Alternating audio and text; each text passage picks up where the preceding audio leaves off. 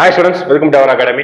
சீக்கிரமா உங்களுக்கு இந்த எக்ஸாம் நெருங்கிட்டு இருக்கேன். இந்த நேரத்துல நான் சொன்ன மாதிரி என்ன செய்யணும், நீங்க புதுசா எதுவும் படிக்க வேணாம். இதுக்கு முன்னாடி படிச்ச விஷயங்களை நீங்க என்னன்னா லைட்டா ஒரு ரிவிஷன் விடணும். ஓகே, அந்த ரிவிஷன் எப்படி இருக்கணும் அப்படின்னா, இதுக்கு முன்னாடி நம்ம படிச்ச விஷயத்தை மட்டுமே ரிவிஷன் பண்ண முடியாது, படிக்காத விஷயத்தை ரிவிஷன் பண்ணக்கூடாது. அதுக்கு ரிவிஷனே கிடையாது. அப்போ நம்ம இன்னைக்கு முதலெடுப்பாக நம்ம என்ன செய்ய போறோம் அப்படின்னு பாத்தீங்கன்னா, வரலாறு டாபிக்ல நம்ம என்ன பண்ண போறோம்னா ஒரு 2 டாபிக் ரிவிஷன் பார்க்க போறோம் இந்த ஃபுல் வீடியோல. ஓகே, ரிவிஷன் அப்படின்னு நம்ம போர்டு டிஸ்ப்ளே பண்ணி எல்லாத்தையுமே எழுதி நம்ம பார்க்க போறது கிடையாது.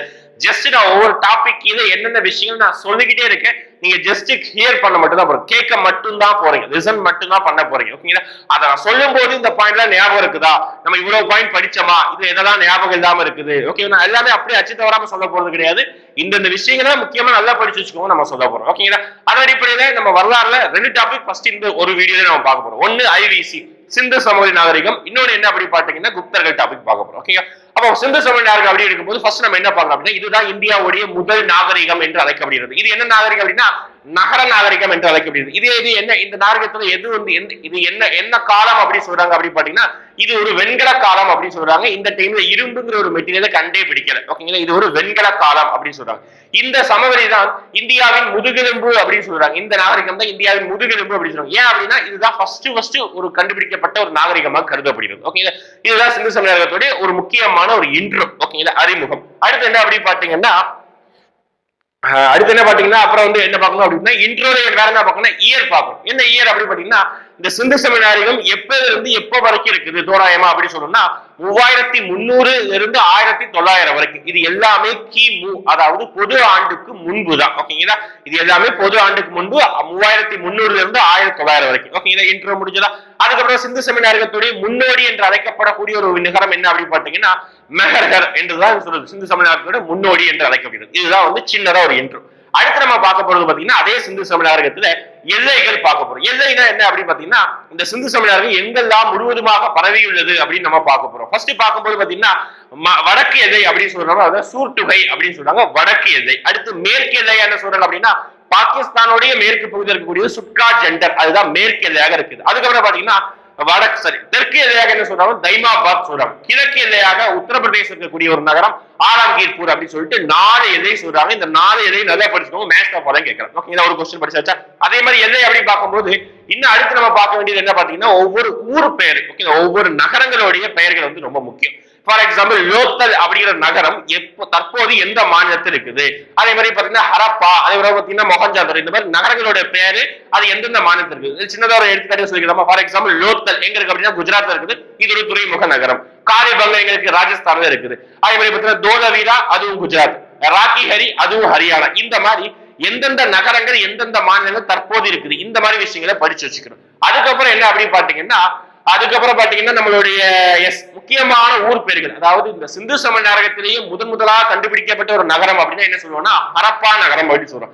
அதனாலதான் சிந்து சமவெளி நாகரிகத்துடைய இன்னொரு பெயர் என்ன கேட்டாங்கன்னா அது பேரு ஹரப்பா நாகரிகம் அப்படின்னு நம்ம சொல்றோம். ஓகேங்களா? ஏன்னா அதுதான் முதலாக கண்டுபிடிக்கப்பட்டது. அதுக்கு அப்ப இந்த ஹரப்பா நகரம் எந்த ஆண்டு கண்டுபிடிக்கப்பட்டது, எந்த ரிவர் ஓரமா இருக்குது, அது யார் கண்டுபிடிக்கப்பட்டா. ஓகே, அதே மாதிரி ஒவ்வொரு ஊர் பேரும் யார் கண்டுபிடிச்சா, அது எந்த ஆண்டு கண்டுபிடிச்சாங்க, அது எந்த ரிவர் ஓரமா ஆறு ஓரமா இருக்குது அப்படின்னு சொல்லிட்டு கண்டிப்பா அந்த ஒவ்வொரு ஊர் பேரோட டீட்டெயில் வந்து கண்டிப்பா எழுதி நீங்க படிச்சுட்டு அதை ரிவிஷன் பண்ணிக்கணும். ஓகே, நம்ம அகாடமிலேயே நம்ம யூடியூப் சேனல் நம்ம ஆல்ரெடி பாத்தீங்கன்னா ஒரு ஷார்ட்ஸ் வந்து இதுக்கு ஏற்ற மாதிரி போட்டிருக்கோம். அந்த ஷார்ட்ஸோட வீடியோ நான் கமெண்ட் செக்ஷன்ல பின் பண்றேன், அதை மறக்காம அந்த ஷார்ட்ஸ் வந்து பார்த்து வச்சுக்கோங்க. ஓகே, ஃபார் எக்ஸாம்பிள் நான் சொல்றேன் பாருங்க, ஹரப்பா இதான் முதலாக கண்டுபிடிக்கப்பட்ட ஒரு நகரம். ஓகே, எந்த ஆண்டு கண்டுபிடிக்கப்பட்டது? 1921 ஆண்டு கண்டுபிடிக்கப்பட்டது. எந்த ரிவர் ஓரம், எந்த நதியோரம் இருக்கிறது அப்படி பாத்தீங்கன்னா ராவி நதிக்கரையோரம் இருக்குது. அதுக்கப்புறம் யார் இதை கண்டுபிடிச்சா? தயாராம் சாஹனி. ஓகே, இந்த மாதிரி ஒவ்வொருத்தருடைய பேரு, எந்த ஆண்டு, அப்புறம் எந்த ரிவர் ஓரமா இருக்குது. அதே மாதிரி மொஹஞ்சதாரோ சிந்து சமவெளி, சிந்து நதிக்கரையோரம் வந்து கண்டுபிடிக்கப்பட்டது. ஓகே, அப்ப இந்த விஷயம் நம்ம வந்து நீட்டா படிச்சு வச்சுக்கணும். தோலவீர, ராக்கிஹரி, அப்புறம் பாத்தீங்கன்னா ரோப்பர் இந்த ஊர்ல இருக்குன்னா பஞ்சாப் பகுதியில் இருக்குது. இந்த மாதிரி ஊர் பேர் எல்லாம் படிச்சு வச்சாச்சா? ஊர் பேர் பார்த்தாச்சு, எல்லை பார்த்தாச்சு. அப்புறம் வந்து நகர அமைப்பு அடுத்த டாபிக் போகிறோம். நகர அமைப்பு பொறுத்த வரைக்கும் சிந்து சமவெளி இருக்கக்கூடிய நகரங்கள் எப்படி இருந்தது அதுதான் பார்க்க போறோம். அதாவது டவுன் பிளானிங் அப்படின்னு நம்ம சொல்றோம். எப்படி இருந்தது அப்படின்னா தெருக்கள் எல்லாமே சட்டக வடிவில் அமைந்துள்ளது. எப்படி இருந்தது? தெருக்கள் எல்லாமே சட்டக வடிவில் அமைந்துள்ளது. ஒவ்வொரு வீடுகளுக்கு முன்னாடியும் குப்பை தொட்டி இருந்தது. ஒவ்வொரு வீடுகளையும் கிணறு வசதி இருந்தது. ஒவ்வொரு வீடுகளையும் கழிப்பறை வசதி இருந்தது. ஒவ்வொரு வீடுகளுக்கும் பாதாள கனெக்ஷன் இருந்தது. ஓகேங்களா? இது எல்லாமே நமக்கு எவிடன்ஸாவே தோண்டப்படும் போது கிடைக்கப்பட்ட ஒரு எவிடன்ஸ். ஓகேங்களா? இது எல்லாமே நம்ம ஒரு சைடு பார்த்தாச்சா? அடுத்த நகர அமைப்புல வேற என்ன பார்க்கணும்னா சிட்டாடல் அப்படின்னு சொல்லுவாங்க. அதாவது மேற்கு நோக்கி மேற்கு பகுதியில் இருக்கக்கூடிய நகரங்கள் எல்லாமே கொஞ்சம் மேல்தட்டு மக்களும் கொஞ்சம் உயர்வாக இருக்குதும், கிழக்கு பகுதியில் இருக்கக்கூடிய மக்கள் எல்லாருமே கொஞ்சம் கீழ்த்தட்டு மக்களாகவும் கொஞ்சம் கீழ்த்தாழ்ந்த பகுதியா இருக்கும். இதுக்கு பேர் தான் சிட்டாடல் அப்படின்னு சொல்றாங்க. கோட்டை நகரங்கள் என்ற அமைப்பு தான் இருந்தது. ஓகேங்களா. மேற்படி இங்க என்ன வேற என்ன நகர அமைப்பு பொறுத்த வரைக்கும் ரொம்ப அதாவது மல்டி ஃப்ளோர்டு வீடு சொல்லுவாங்க. அதாவது அடுக்குமாடி குடியிருப்பு இருந்தது. இந்த வீடுகள் எல்லாமே பாத்தீங்கன்னா சுட்ட செங்கற்கள் தான் பயன்படுத்துறாங்க. சுட்ட செங்கற்கள், சுண்ணாம்பினாலான சுட்ட செங்கற்களை பயன்படுத்துறாங்க. வேற என்ன சிறந்த நகர அமைப்பு அப்படின்னு பாத்தீங்கன்னா பெருங்குளம் அப்படின்னு ஒரு டாபிக் இருந்தது. என்ன சார் பெருங்குளம் அப்படின்னு பாத்தீங்கன்னா நம்ம ஊர்ல இப்ப தெப்பகுளம் சொல்றோமா, அதே மாதிரி அங்க பெருங்குளம் என்ற அமைப்பு ஒண்ணு இருந்தது. ஓகே, 6 பெரிய நகரங்கள் இருந்தது. மொத்த சிந்து சமநாயகத்துடைய மொத்த பரப்பளவு சொல்ல போனா புக்ல மென்ஷன் பண்ணப்பட்டது 13 லட்சம் சதுர கிலோமீட்டராக புக்ல வந்து மென்ஷன் பண்ணப்பட்டிருக்காங்க. இது ஒரு முக்கியமான பாயிண்ட். ஓகேங்களா. அப்ப நகர அமைப்பு முடிஞ்சது. அதே மாதிரி ஒவ்வொரு நகரங்களையும் ஒரு சில நகரங்களையும் அதுவே ராக்கிஹரி என்ற நகரங்கள்ல பாத்தீங்கன்னா ஒரு மிகப்பெரிய தானிய களஞ்சியம் இருக்குது. என்ன சார் தானிய களஞ்சியம் அப்படின்னா, மிகப்பெரிய வறட்சி ஏற்படும் பொழுது அந்த தானிய களஞ்சியம் என்ன செய்வோம் அப்படின்னா, அந்த தானிய களஞ்சியத்தில் சேகரிக்கப்பட்ட தானியங்களை என்ன செய்வாங்க அப்படின்னா எடுத்து கொண்டு போயிட்டு பாத்தீங்கன்னா அவசர காலத்துல மக்களுக்கு வந்து டிஸ்ட்ரிபியூட் பண்ணும். இதுதான் பாத்தீங்கன்னா தானிய களஞ்சியம் அப்படி சொல்லுவாங்க. இது மொத்தம் அந்த நிறைய சிட்டியில் இருந்தது. ஆனா ராக்கிகிரியில் இருக்கக்கூடிய ஒரு தானிய களஞ்சியம் தான் மிகப்பெரிய தானிய களஞ்சியமா கருதப்படுகிறது. ஓகேங்களா. இதுதான் நகர அமைப்பு முடிஞ்சது. அடுத்து நம்ம பார்க்க போறது பாத்தீங்கன்னா எழுத்து வடிவம். எழுத்து வடிவத்தை பொறுத்த வரைக்கும் அந்த காலத்துல இந்த மக்கள் என்ன மொழி பேசினாங்க யாருக்குமே தெரியாது. ஓகே, இப்போ நம்ம கண்டுபிடிக்க முடியாது. ஏன்னா எதுவுமே வந்து எழுதி வைக்கப்பட்ட எவிடன்ஸ் கிடைச்சாலும் அது மிகப்பெரிய அளவுக்கு புத்தகமாகவோ எதுவுமே நமக்கு கிடைக்கல. அப்போ எழுத்து வடிவம் எப்படி இருந்தது அப்படி பாத்தீங்கன்னா அதுக்கு ஒரு நேம் சொல்றாங்க, போஸ்டல் போர்டம் அப்படின்னு சொல்லிட்டு ஒரு நேம் சொல்றாங்க. அந்த எழுத்து வடிவம் எப்படி இருந்தது கேட்பாங்க. என்ன எழுத்து வடிவம்னா சித்திர எழுத்து வடிவம் அப்படின்னு சொல்றாங்க. பிக்டோகிராபிக் ரெப்ரசன்டேஷன் அப்படின்னு சொல்றாங்க. என்ன எழுத்து வடிவம்? சித்திர எழுத்து வடிவம் அப்படின்னு சொல்றாங்க. அடுத்து எழுத்து எப்படி ஆரம்பிக்குது அப்படி பாத்தீங்கன்னா இப்ப நம்ம சாதாரணமா தமிழ் இங்கிலீஷ்ல எப்படி எழுத ஆரம்பிக்கிறோம், நோட் எப்படி இருக்குது அப்படின்னா இடது பக்கத்துல இருந்து வலது பக்கம், அப்புறம் இடது பக்கத்துல இருந்து வலது பக்கம் இப்ப நம்ம எழுதுறோம். ஆனா அப்ப என்ன சிந்து சமநாயக மக்கள் எப்படி எழுதினாங்க அப்படி பாத்தீங்கன்னா வலதிலிருந்து இடதுபுறமாகவும் பின்பு இடதிலிருந்து வலதுபுறமாகவும் பின்பு வலதிலிருந்து இடதுபுறமாகவும் இந்த மாதிரி சிக்ஸாக் வடிவத்துல ஆரம்பிச்சாங்க. இது முக்கியமான ஒரு பாயிண்ட் என்ன, வலதிலிருந்து இடதுபுறமாக எழுத ஆரம்பிப்பாங்க. இதுதான் அவங்களுடைய எழுத்து வடிவத்துல முக்கியமானது. அவங்க எழுத்து வடிவம் என்ன எழுத்து வடிவம் கேட்பாங்க, சித்திர எழுத்து வடிவம். ஆனா முக்கியமான பாயிண்ட், இந்த எழுத்து வடிவம் நமக்கு என்ன சொல்ல வருது அப்படின்னு சொல்லிட்டு இன்ன வரைக்கும் எந்த ஒரு வரலாற்று ஆய்வாளர்களாலும் முழுவதுமாக புரிந்து கொள்ள முடியவில்லை. ஓகே, 9th புக் எடுத்து பாத்தீங்கன்னா ஒரு சில விஷயங்களை வந்து புரிஞ்சு கொள்ளலாம், ஆனா எல்லாத்தையும் முழுவதுமாக புரிஞ்சு கொள்ளப்படவில்லை. இதுதான் எழுத்து வடிவம். ஓகேவா, முடிஞ்சதா? அப்ப இந்த 4 டாபிக் முடிஞ்சது, இன்ட்ரோ முடிஞ்சது, எல்லை முடிஞ்சது, நகர அமைப்பு முடிஞ்சது, அடுத்து எழுத்து வடிவம் முடிஞ்சது. அடுத்து என்ன பார்க்க போறோம்னா மத நம்பிக்கை. சிந்து சமநாயகத்துடைய மத நம்பிக்கை என்ன அப்படி பாத்தீங்கன்னா இங்க எந்த கடவுளை கும்பிட்டாங்க, என்ன மதம் ஃபாலோ பண்ணாங்க, எந்த வித எவிடன்ஸுமே கிடைக்கல. ஆனா மத நம்பிக்கை இருந்ததா அப்படின்னா கண்டிப்பா மத நம்பிக்கை இருந்தது. எப்படி சார் சொல்றீங்க அப்படின்னு பாத்தீங்கன்னா இங்க எல்லாத்தையுமே வழிபட ஆரம்பிச்சாங்க. அதாவது ஓடுற பாம்பு, அப்புறம் பாத்தீங்கன்னா வானத்துல இருக்கக்கூடிய பறவைகள், மரம் இருக்குதா, மரம், ஆகாயம், சூரியன் எல்லாத்தையும் வழிபட்டாங்க. அதனாலதான் என்ன சொல்றாங்க அப்படின்னா இங்க பல தெய்வ வழிபாட்டு முறை இருந்தது. எஸ், இங்க மத நம்பிக்கை இருந்தது, அது பல தெய்வ வழிபாட்டு முறையாகவும் இருந்தது. ஓகே, அப்ப மத நம்பிக்கை இருக்குது. சரி, அப்படின்னா கோவில் ஏதாவது இருந்ததா சார் அப்படின்னா மத நம்பிக்கை இருந்தது, கோவில் இருப்பதற்கான சான்றுகள் எதுவுமே கிடைக்கவில்லை. இது ஒரு முக்கியமான பாயிண்ட். ஓகே, கோவில் இருப்பதற்கான சான்றுகள் எதுவுமே கிடைக்கல. அடுத்த கட்டமா அந்த பெருங்குளம் சொன்னோமா, அந்த பெருங்குளத்துல ஒரு சில டைம் வந்து நீராடி விட்டு பின்பு எங்க வருவாங்க அப்படின்னா ஒரு சில இடங்கள்ல அந்த பெருங்குளம் பக்கத்திலேயே ஓமகுண்டம் நம்ம சொல்றோமா, அந்த நெருப்பு குண்டம் இருக்குது, அதெல்லாம் இருந்ததுக்கான எவிடன்ஸ் இருக்குது. அப்போ அங்க மத நம்பிக்கை இருந்திருக்குது.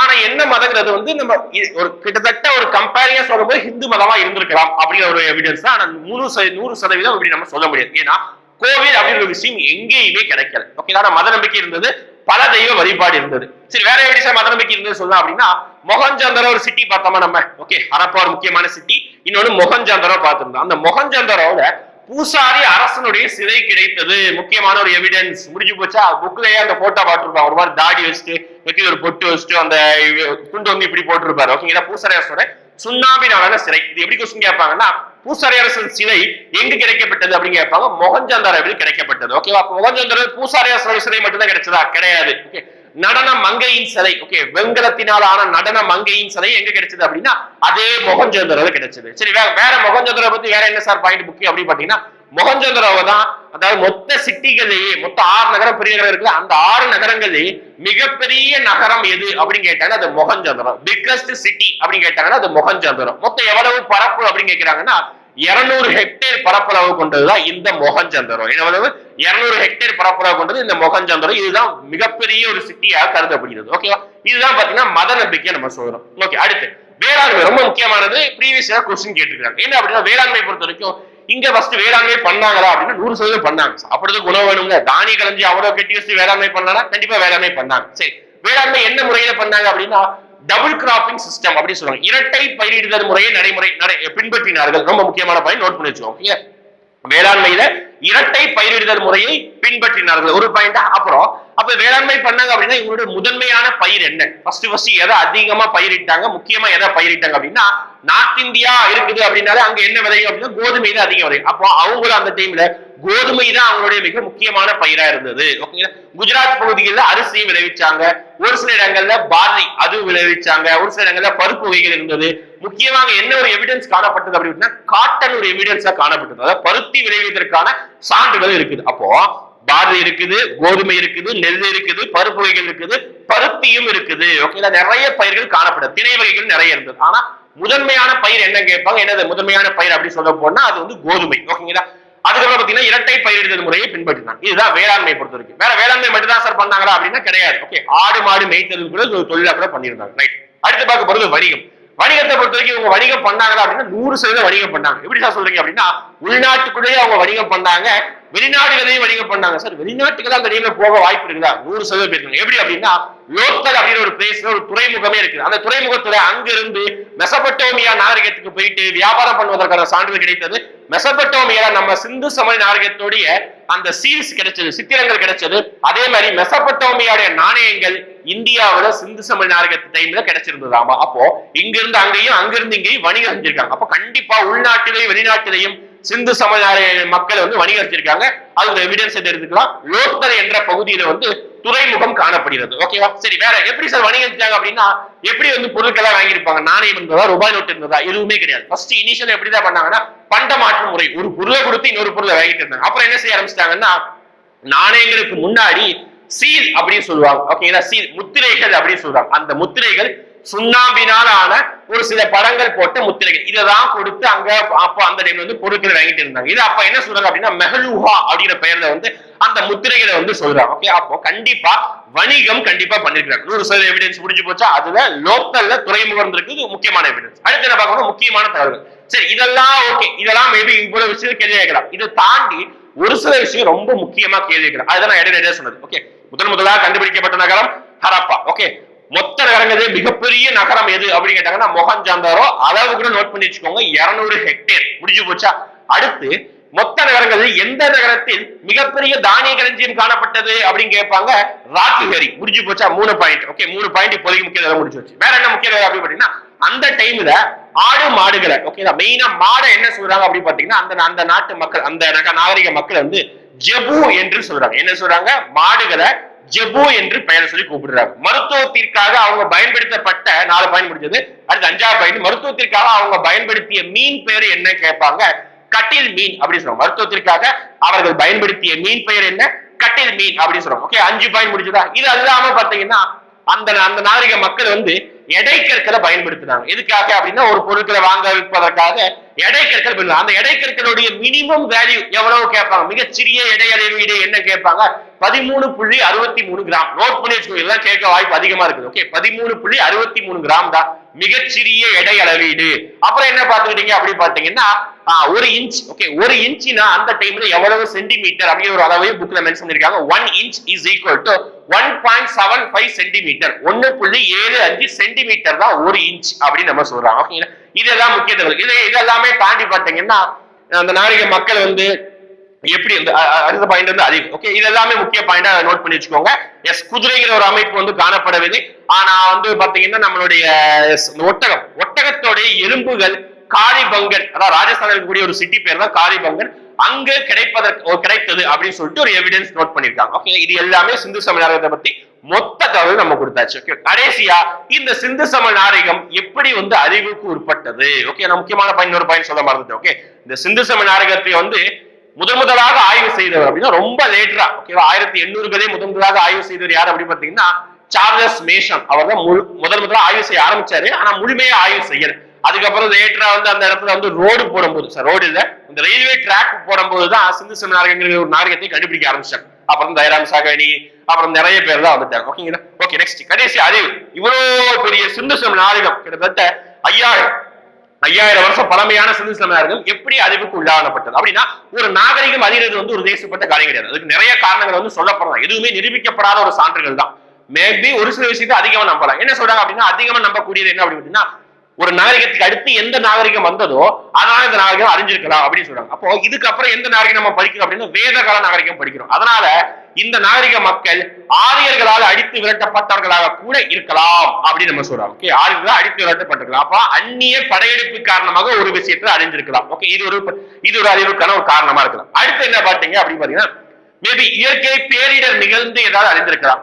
மேபி பூகம்பமோ இந்த மாதிரி நிகழ்ந்து அறிந்திருக்கலாம். அதுக்கப்புறம் ரொம்ப அதிகமா மழை பெஞ்சு, ஏன்னா எல்லாருமே பாத்தீங்கன்னா ஆற்றங்கரையோர தானே இருந்தாங்க. அப்ப ரொம்ப அதிகமா மழை பெஞ்சு என்ன ஆகுதுன்னா ஆற்று ரொம்ப வெள்ளம் போய் எல்லா நகரங்களும் அழிந்திருக்கலாம். 2வது பாயிண்டா முடிஞ்சு போச்சு. இன்னொரு பாயிண்ட், மழையே பெய்யாம வறட்சினால எல்லாருமே வந்து இறந்து போயிருக்கலாம். ஓகேவா? இன்னொரு சில பாயிண்ட் என்ன சொல்றாங்க அப்படின்னா ஏதாவது நமக்கு எப்படி கொரோனா வந்தது அதே மாதிரி அந்த டைம்ல மிகப்பெரிய ஒரு கொள்ளை நோய் ஏதாவது வந்து மிகப்பெரிய நேரங்கள்ல அழிந்திருக்கலாம். ஓகேங்களா?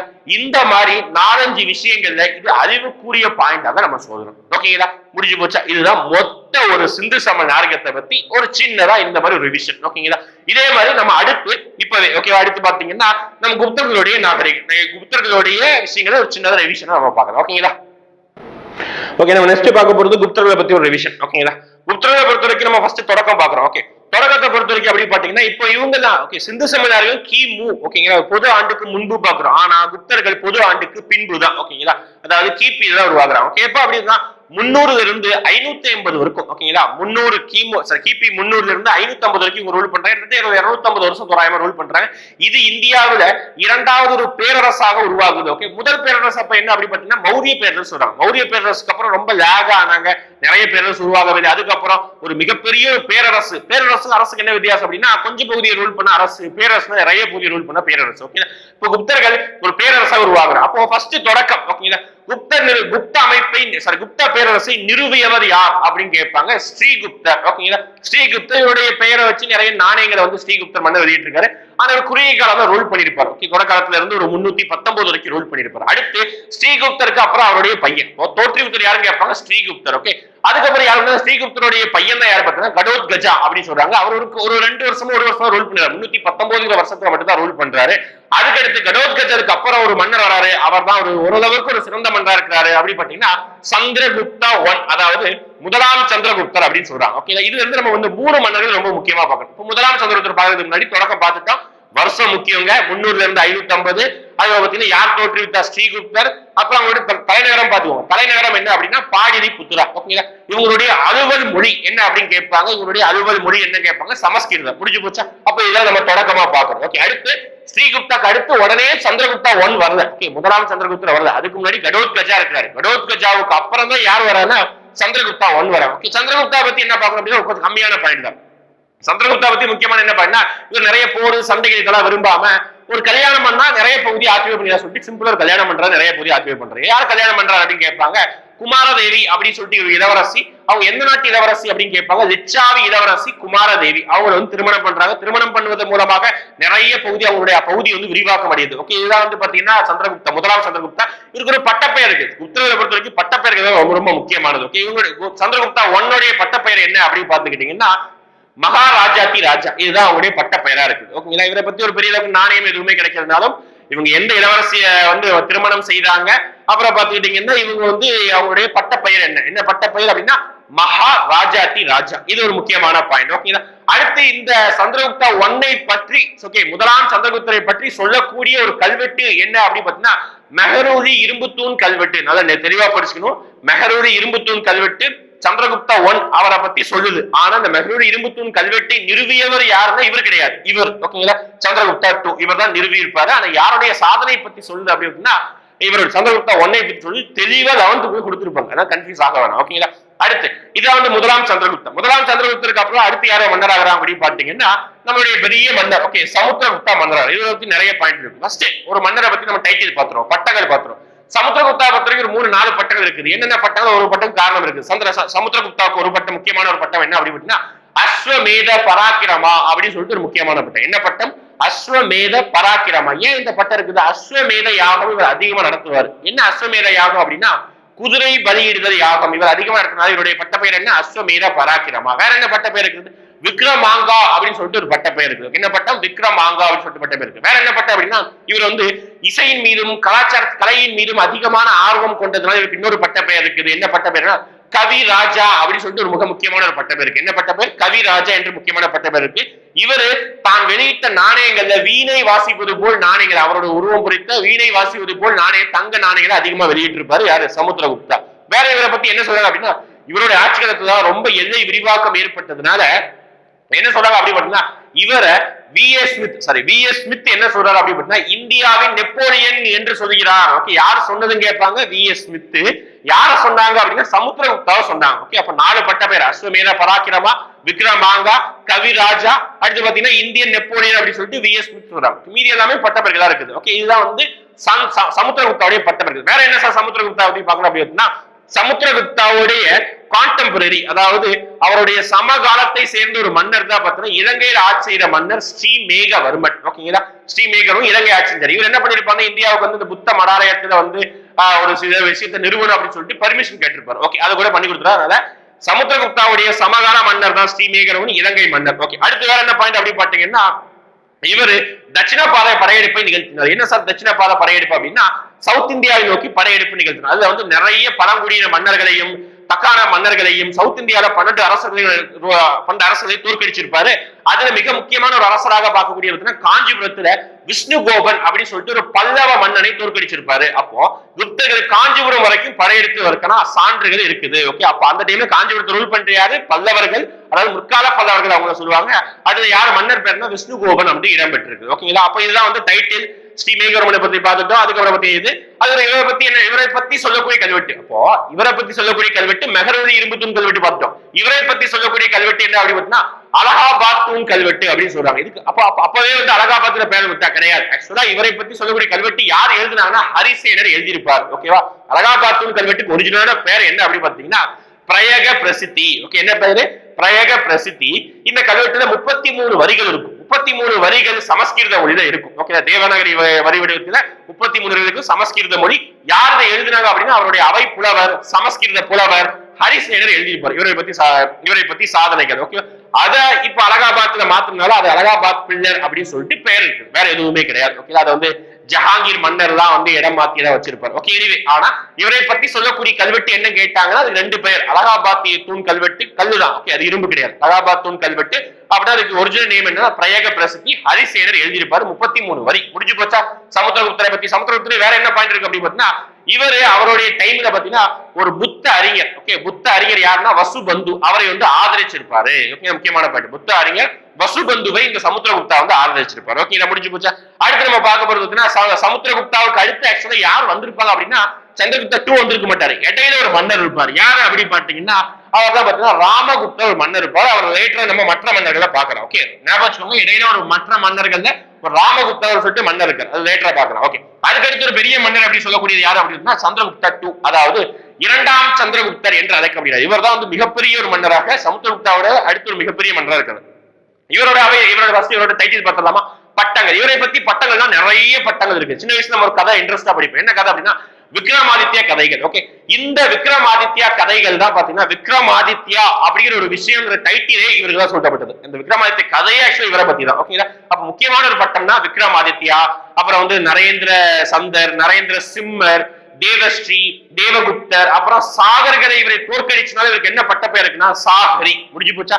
முக்கியமான பட்டம் 2, 3 தான். ஓகே, அந்த விக்ரமாதித்யா, சாகரி, தேவஸ்ரீ, தேவகுப்தர், இது ரொம்ப முக்கியமான ஒரு பட்டங்கள். ஓகேங்களா, 4 பட்டம், நிறைய பட்டங்கள் கூட இருக்கு. ஓகே, முடிஞ்சு போச்சு. அப்ப இவர சாகர்களை தோற்கடித்தார். ஓகேங்களா, சந்திரகுப்தா 2 முடிஞ்சு போச்சு. சந்திரகுப்தாவை பத்தி பட்டங்கள் எல்லாம் முடிஞ்சு போச்சு. இவர் வேற என்ன பண்ணார் அப்படின்னு பாத்தீங்கன்னா இவருடைய அவையில ரொம்ப ரொம்ப முக்கியமான ஒரு விஷயம் இருந்தது. என்ன ஒரு விஷயம் அப்படின்னு பாத்தீங்கன்னா 9 அமைச்சர்களை கொண்டிருந்தார். என்ன சார் 9 அமைச்சர்கள்? இந்த அமைச்சர்களுக்கு பேர் வைக்கிறார். என்ன பேர் அப்படின்னா நவரத்தினா அப்படின்னு சொல்றாரு. நவம்னா 9. ஓகே, அப்ப 9 அமைச்சர்கள் என்ன சொல்றாரு? நவரத்தினா அப்படின்னு சொல்றாரு.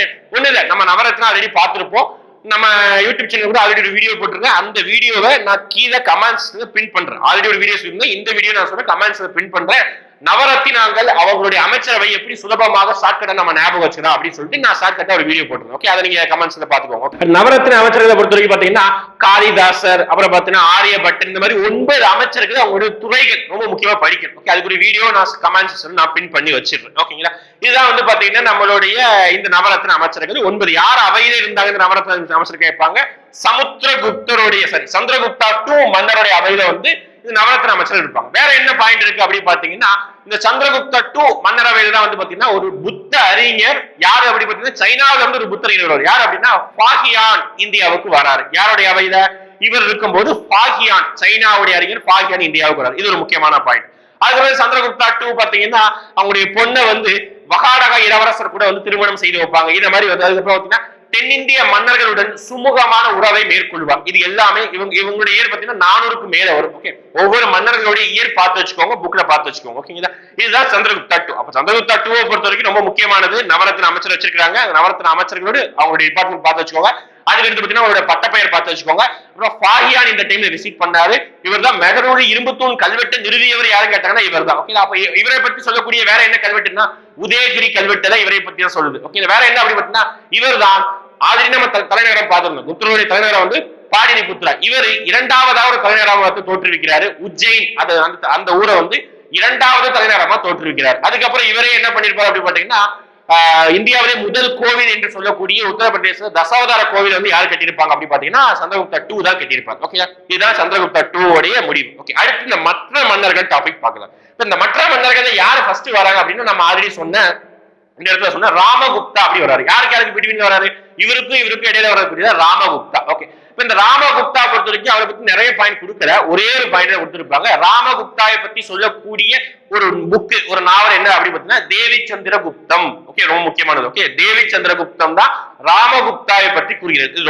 ஒரு பாயிண்ட் தான் முக்கியமான பாயிண்ட் புக்ல மென்ஷன் பண்ணது. முடிஞ்சதா? அது ஓடிச்சு. அப்புறம் வேற என்ன மற்ற மன்னர் இருக்காங்க அப்படி பாத்தீங்கன்னா சந்திரகுப்தா டூக்கு அப்புறம் யார் வந்திருப்பாங்க அப்படின்னா ஒரு முக்கியமான மன்னர் குமாரகுப்தா வந்திருப்பார். குமாரகுப்தா என்ன பண்ணார் அப்படின்னா இந்தியாவிலே மிக பழமையான பல்கலைக்கழகம் என்று சொல்லக்கூடிய நாலந்தா பல்கலைக்கழகத்தை நிறுவியவர் யாருன்னு கேட்பாங்க? குமாரகுப்தா. ஓகே, இவருக்கு வந்து இன்னொரு பட்டம் கூட இருக்கும், மகேந்திர தித்யா அப்படின்னு சொல்லிட்டு ஒரு பட்ட பெயர் இருக்கு குமாரகுப்தாவுக்கு. ஓகே, வேற யாரு மன்னர் இருக்காங்க அப்படின்னா ஸ்கந்தகுப்தா அப்படின்னு சொல்லிட்டு ஒரு முக்கியமான மன்னர் இருக்கிறார். இவர் தான் வந்து கடைசி பேரரசு என்று சொல்லக்கூடிய. ஓகே, அது வந்து 7th ஒரு மாதிரி இருக்கும், 11th ஒரு மாதிரி இருக்கும், அதை பார்த்து வச்சுக்கோங்க. ஓகே, ஸ்கந்தகுப்தாவை நம்ம என்ன சொல்றாங்க அப்படி பாத்தீங்கன்னா ஸ்கந்தகுப்தாவுடைய டைம்ல பாத்தீங்கன்னா பிடாரி ஒற்றை தூண் கல்வெட்டு ஒன்று எழுதியிருப்பாங்க. ரொம்ப முக்கியமானது பிடாரி ஒற்றை தூண் கல்வெட்டு ஸ்கந்தகுப்தரை பற்றி சொல்லக்கூடியது. முடிஞ்சு போச்சா ஒரு பாயிண்ட். ஓகே, ஸ்கந்தகுப்தாவுடைய டைம்ல பாத்தீங்கன்னா இந்தியாவில ஹீனர்கள் படையெடுப்பு நிகழ்ந்திருக்கும். ஓகே, ஸ்கந்தகுப்தா டைம்ல இந்தியாவில் ஹீனர்களுடைய படையெடுப்பு நிகழ்ந்திருக்கும். ஓகே, இது 2வது பாயிண்ட். ஓகே, அதே ஸ்கந்தகுப்தாவுக்கு வந்து பாத்தீங்கன்னா அவர் தான் கடைசி கிட்டத்தட்ட ஒரு 11th கடைசி பேரரசர் என்ற ஒரு எவிடன்ஸ் கூட இருந்திருக்கலாம். ரைட், இது ஒண்ணு. ஓகே, முடிஞ்சதா ஸ்கந்தகுப்தா.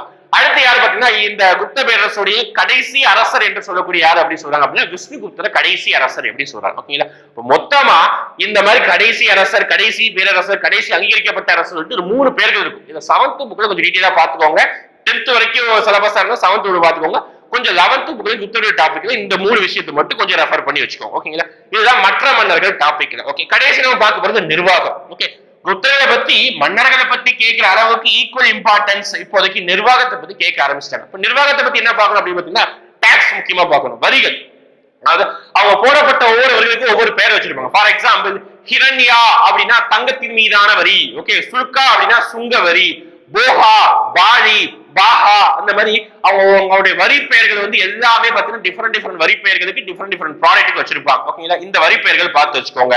அதுக்கடுத்து அவங்களுடைய நிலம். ஓகே, அவங்க என்னென்ன நிலங்கள்லாம் வகைப்படுத்தி இருந்தாங்க அப்படின்னு சொல்லிட்டு அதுக்கு ஒரு பேர் வச்சிருப்பாங்க. ஃபார் எக்ஸாம்பிள் அவங்க நில வகையில வஸ்தி அப்படின்னா குடியிருப்பு நிலம். ஓகே, கபத சரகா அப்படின்னா மேய்ச்சல் நிலம். ஓகே, அப்ரகதா அப்படின்னா பாத்தீங்கன்னா வன நிலம். ஓகேங்களா, அதுக்கப்புறம் பாத்தீங்கன்னா விவசாய நிலம், வேளாண்மை நிலம் அப்படின்னா சேத்ரா அப்படின்னு சொல்லுவாங்க. இந்த மாதிரி நில வகை, வரி வகை பார்த்து வச்சுக்கோங்க. அதுக்கப்புறம் பாத்தீங்கன்னா அவங்களுடைய நிர்வாகத்துல வேற என்ன அப்படின்னு பாத்தீங்கன்னா உயர் அதிகாரிகள் என்ன சொல்லுவாங்க அப்படின்னா தண்டநாயகா, மகா தண்டநாயகா அப்படின்னு சொல்லிட்டு உயர் அதிகாரிகளை சொல்லுவாங்க. அடுத்து என்ன அப்படி பாத்துட்டீங்கன்னா அதுக்கடுத்து அவங்களுடைய கல்வெட்டுகள் அந்த நிர்வாகத்தை பொறுத்த வரைக்கும் பாத்தீங்கன்னா மாகாணங்களை புக்தி அப்படின்னு சொல்லுவாங்க. மாகாணங்களை என்ன சொல்றாங்க? புக்தி சொல்றாங்க. அதுக்கடுத்து மாகாணங்களை கீழே இருக்கக்கூடிய அமைப்புகளை வந்து விஷயா அப்படின்னு சொல்றாங்க. அதுக்கடுத்து விதி அப்படின்னு சொல்றாங்க. கடைசியா கிராமா அப்படின்னு சொல்றாங்க. அப்போ மாகாணங்களை என்ன சொல்றாங்க? அது ரொம்ப முக்கியமானது. ஓகே, மாகாணங்கள் பேர் என்ன அப்படின்னா புக்தி அப்படின்னு சொல்றாங்க. அதை நிர்வாகம் பண்ணவங்களுடைய பேர் என்ன அப்படின்னு கேட்பாங்க, உபரிகா. ஓகே, உபரிகா. இந்த மாதிரி எப்படி நிர்வாகம் பண்ணாங்க அப்படின்னு சொல்லிட்டு எந்த கல்வெட்டு சொல்லு அப்படின்னா தாமோதர்பூர் கல்வெட்டு, அது முக்கியமா சொல்ல வருது. ஓகேங்களா, இது ஒரு முக்கியமான பாயிண்ட். ஓகேங்களா, அந்த வரி பார்த்து வச்சுக்கோங்க, நிலங்கள் பார்த்து வச்சுக்கோங்க. அதுக்கப்புறம் இவங்க டைம்ல, புத்தரோட டைம்ல என்னென்ன இலக்கியங்கள்லாம் எழுதப்பட்டதோட ஆசிரியர் யாரு பார்த்துக்கோங்க. ஃபார் எக்ஸாம்பிள் காளிதாசன் நிறைய புக் எழுதியிருப்பார். அது ஒரு 2-3 முக்கியம், ரொம்ப முக்கியம். ஓகேங்களா, புத்தகாலத்துல எழுதியிருப்பாங்க. காளிதாசன் எழுதக்கூடிய புக்கெல்லாம் என்ன பார்த்தீங்கன்னா மாளவிகாக்னி மித்ரா, அப்புறம் பார்த்தீங்கன்னா விக்ரம் ஊர்வசியம், அப்புறம் பார்த்தீங்கன்னா சாகுந்தலம், அப்புறம் பார்த்தீங்கன்னா ரகுவம்சம், குமார வம்சம், மேகதூதம், இந்த மாதிரி 7-8 புக்கை எழுதியிருப்பாங்க. இந்த புக் எல்லாத்தையும் பார்த்தது காளிதாசனுடைய புத்தகம். அதே மாதிரி ஆரியபட்டாவுடைய புக்கு முக்கியம், ஆரியபட்டியம். இன்னொன்னு வந்து பாத்தீங்கன்னா சம்திங் சூரிய சித்தாந்தம் சம்திங் ஒரு நேம் இருக்கு. அந்த புத்தகம் பார்த்து வச்சுக்கோங்க. அதுக்கடுத்து சொல்லக்கூடியது அப்படி பாத்தீங்கன்னா இந்த நவரத்ன அமைச்சர்கள்ல வந்து யார் வந்து மருத்துவத்திற்காக இருக்கிறாங்க அப்படி பார்த்தா தன்வந்திரி அப்படின்னு சொல்லிட்டு அமைச்சர் தான் மருத்துவத்திற்காக இருக்கு. இது எல்லாமே நம்ம இந்த நிர்வாகம் அப்படிங்கிற டாபிக்ல பார்க்கணும். அதுக்கப்புறம் வந்து ஸ்கந்தகுப்தா என்ன பண்ணிருப்பாருன்னா அப்படின்னா குஜராத் கிடையாது, சம்திங் மேற்கு மாநிலங்கள்ல கிர்னார் ஏரி அப்படின்னு சொல்லிட்டு ஒரு ஏரி இருக்கும். ஓகே, கிர்னார் ஏரிங்கிறத வந்து புறணமைத்திருப்பார். ஓகே, அதாவது சரி பண்ணிருப்பார் அப்படின்னு சொல்லிட்டு எவிடன்ஸ் கொடுத்திருப்பாங்க. எந்த மன்னர்? ஸ்கந்தகுப்தா பண்ணிருப்பார். ஓகே, இதுதான் மொத்தம் புத்தர்களுடைய சின்னதா ஒரு விஷயம். ஓகேங்களா, அப்போ இந்த 2 டாபிக் நம்ம மொத்தமா ரிவிஷன் முடிச்சிட்டோம். ஜஸ்ட் கேட்டால் மட்டுமே போதும்னு சொல்லியிருந்தோம். ஸ்கிப் பண்ணாம ஒரு சில பாயிண்ட் ஏதாவது தேவைன்னா இது ரிப்பீட் பண்ணிக்கோங்க. ஓகேங்களா, சின்ன ஏதாவது விஷயங்கள் மேபி ஏதாவது ஏதாவது சின்ன விஷயங்கள் மாத்தி சொல்லிருக்கலாம், அதிகபட்சம் கரெக்டா தான் இருந்திருக்கும். ஓகேங்களா, இதுதான் ஒரு ரிவிஷன். இதே மாதிரி நம்ம அடுத்தடுத்த ஒவ்வொரு டாபிக்கும் நம்ம சின்னதா ஒரு ரிவிஷன் மாதிரி ஜஸ்ட் கேளுங்க, ஸ்கிப் பண்ணாம நீங்க கேட்டீங்கனால போதும். சொன்னபடி வந்து முக்கியமான வீடியோஸ் நான் கமெண்ட்ஸ் நான் பின் பண்ணி வச்சிருக்கேன், அதை பயனுள்ளதா பாத்துக்கோங்க. ஓகேங்களா, தேங்க்யூ.